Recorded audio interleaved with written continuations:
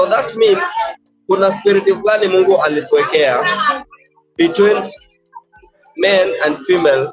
Mkikutana hivi mnakuwa one body. It's an example, you own something like money, right? Right now you own like 3 million, and your 3 million after 1 week or 1 month your pesa ishe, utakuwa heartbroken ama utakuwa heartbroken? Utakuwa heartbroken.